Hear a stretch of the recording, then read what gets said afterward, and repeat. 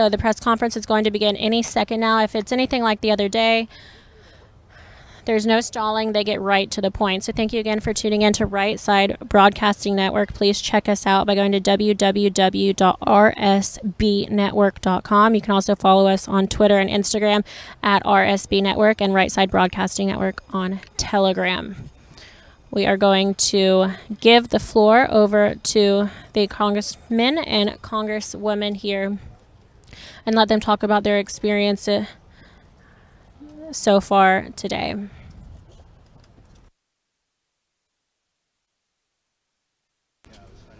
We need to get started because we're going to be called to vote. Right. So you start. Okay, so Paul. You start. All right. Thank you for being here. We just had 4 members go down to, it's not the D.C. jail, it's the facility, detention facility that's part of the Federal Bureau of Prisons, where perhaps 50 or so people from January 6 are being held. We don't want to intervene in any specific case, but we had gotten reports that federal facilities were mistreating, abusing people that had been arrested on January 6, having been to Guantanamo more than once. I know that the people there, just from what little we saw from the outside, they're being treated worse there than the bloodthirsty terrorists at Guantanamo. It is really outrageous. So we wanted to see. I've toured many facilities back in Texas. I'll get invitations to come tour facilities, even if they're state.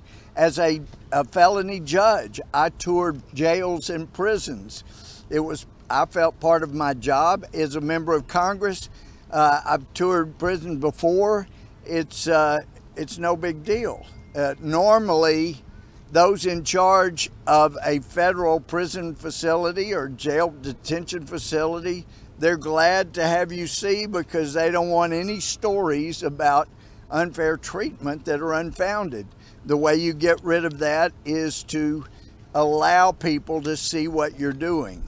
So we went down there and we went in, showed our IDs, asked to see the facilities, wanted a tour, and we were willing to wait. We knew it would be difficult, but since they have refused to respond at all to our letters, to our requests, then it creates more concern. So we go down and we just say, we want to see, we want a tour, and eventually, after a long wait, we were told, oh, you've got to put a mask on. Fine, we all put on masks.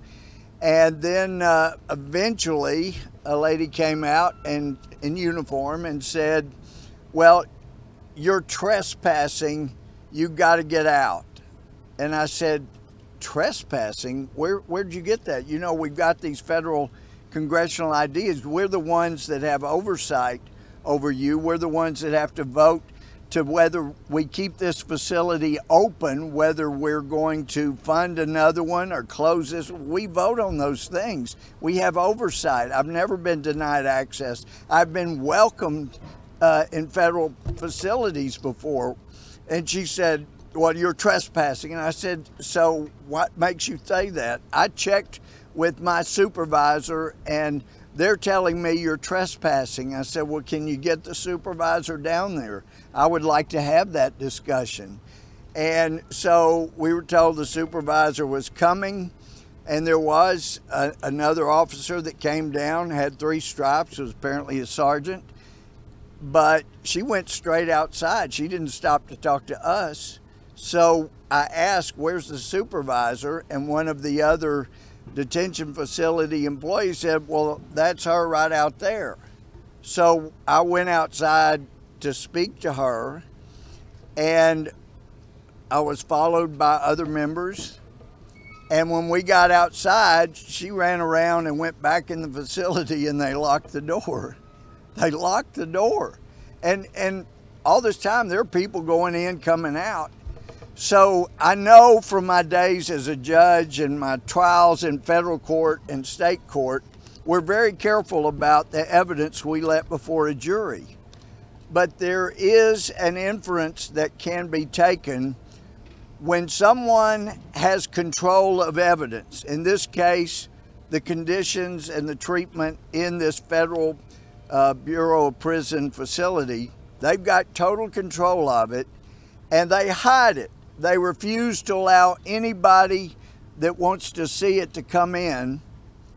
Then a judge can instruct a jury, you may take the inference then from that fact. They have total control, they won't let anybody see the evidence, then you can infer that they are violating people's rights, they are doing wrong to inmates, they are abusing them. Otherwise, there would be no reason. I mean, with all the prison and jails I've toured, without any incident, any problem, as a congressman and as a former judge, there's no reason not to let us in unless they have something to hide, and clearly they do. We're not trying to interfere in any case, but we do want to know the conditions and whether or not there's abuse. And it's, as lawyers say all the time in court, I take it by your silence. The answer is yes. There is abuse. It is an abomination that they will not allow any oversight of whatever abuses they're involved in. And at this time, Marjorie Taylor Greene was there and ground zero. Please, Marjorie. Thank you. Thank you. We went to this prison today as members of Congress and to give oversight on a federal prison because we suspect there is a two-tier justice system in the United States for Trump supporters that are charged for January 6th and letting catch and release. It's basically catch and release for Antifa and BLM rioters that have rioted and destroyed cities and hurt businesses and looted and hurt police officers and federal monuments and federal buildings and police precincts. You know, we suspected that, but it was confirmed today, and it's an outrage. I'm not just concerned about the January 6th defendants. I'm concerned for all of the people in that prison because we showed up, walked in, and we were told that we were trespassing. Members of Congress trespassing. Just like Congressman Gohmert said, we vote to fund these facilities. We also visit detention centers. I just went to one in California a few weeks ago and went in a detention center where illegals are held by ICE and U.S. Marshals, and they are treated beautifully. I'm not kidding.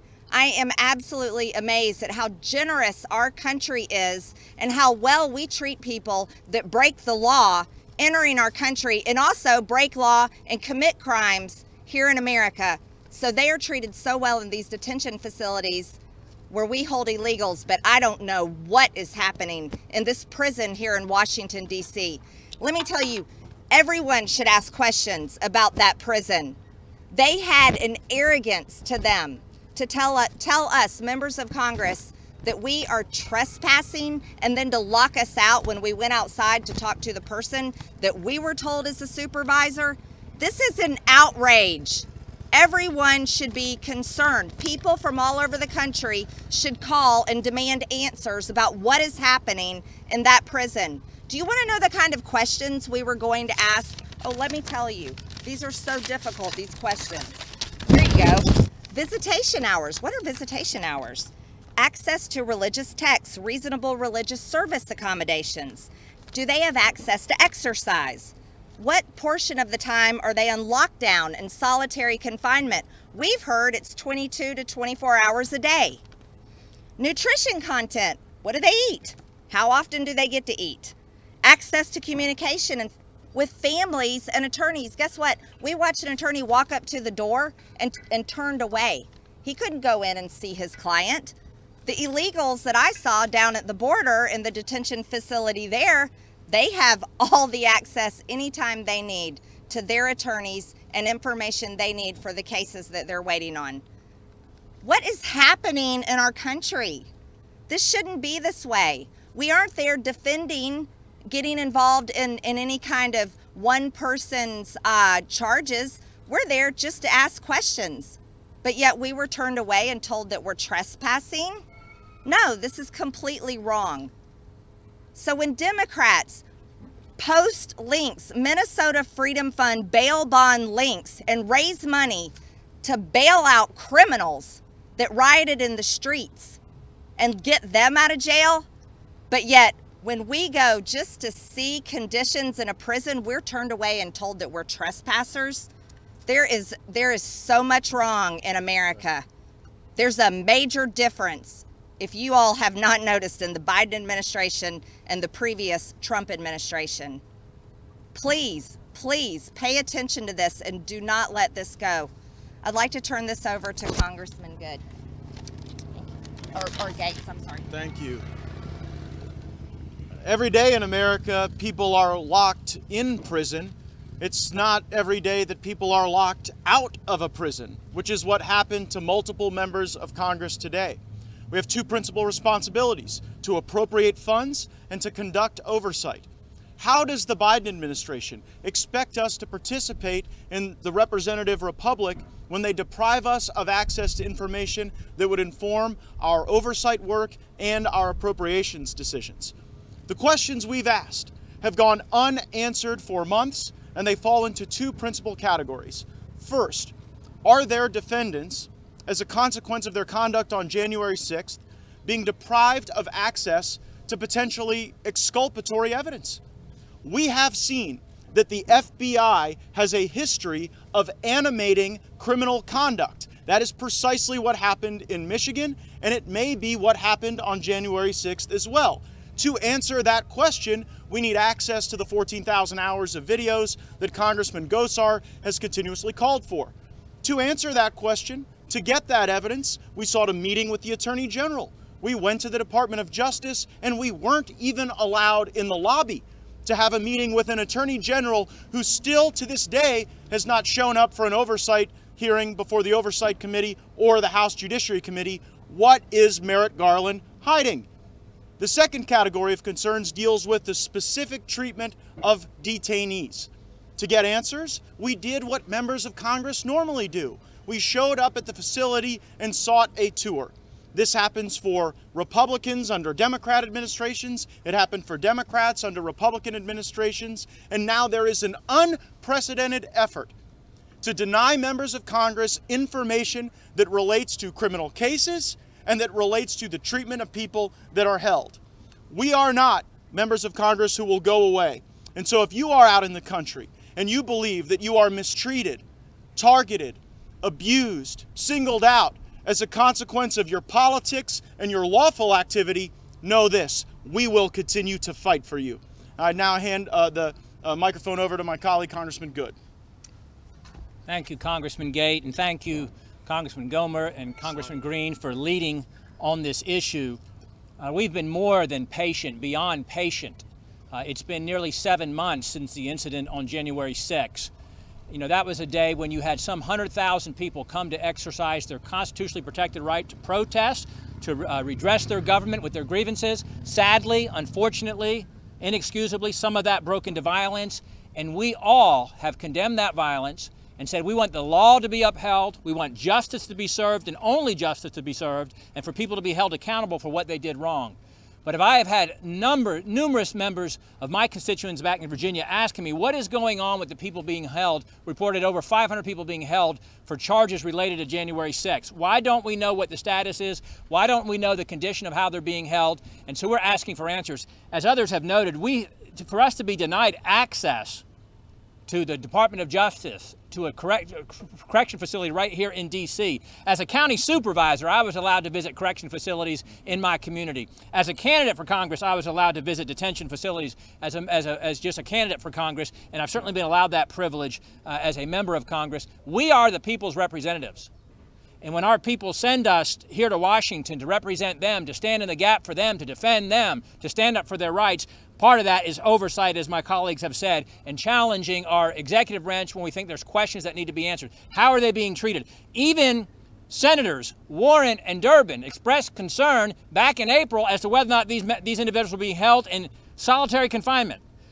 This Justice Department spoke out about the charges It was reprimanded for it and threatened with a gag order back in March because they're willing to speak to their friends in the media, but they won't speak to members of Congress who are asking questions about what's happening. Yes. And so we're not going to be quiet about it. We're going to continue to push about it. We're going to continue to demand answers, again, for justice, for due process, for the constitutional rights of everyone to be followed, and for these people who are being held to be treated like all Americans deserve to be treated when they're charged with something. So thank you to my colleagues, and I turn it back to Congressman Gohmert. I'd love to take a couple questions. Yeah, let me make this comment, answer a question before it's asked, and that is, well, what would you do about it?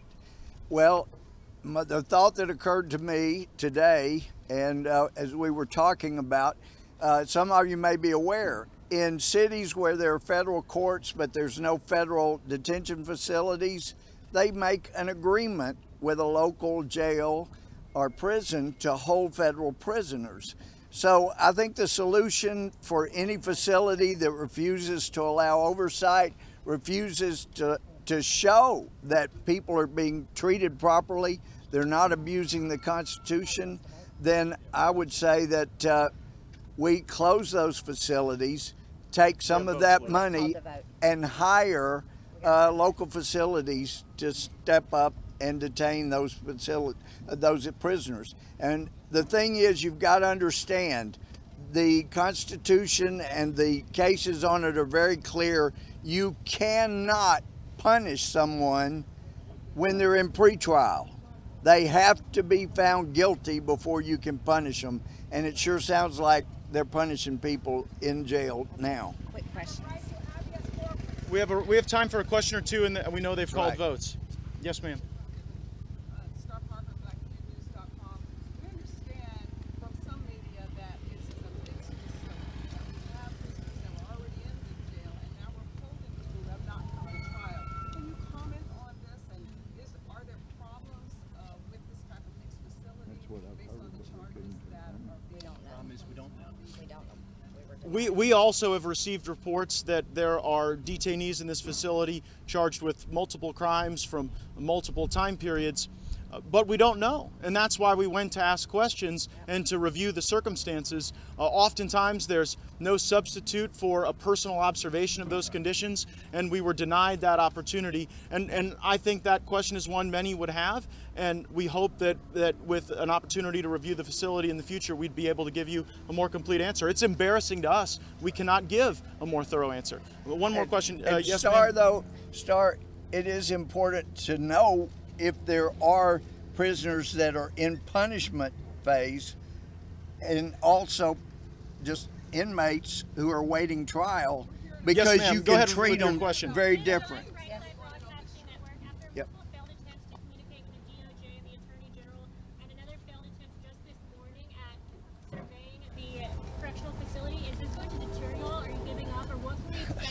Oh no. The Attorney General, the Attorney General and the head of the Federal Bureau of Prisons cannot hide forever. Nope. Ultimately, if they won't answer the door when we go to them, they're going to have to come to us. That's how Congress works. That's how the appropriations and budgeting process works. And so they will not be able to evade these questions indefinitely. And the longer they delay in answering them, the more suspicious it makes their conduct look. Thank you all so much. We've got to go cast some votes. Thanks so much. Thank you.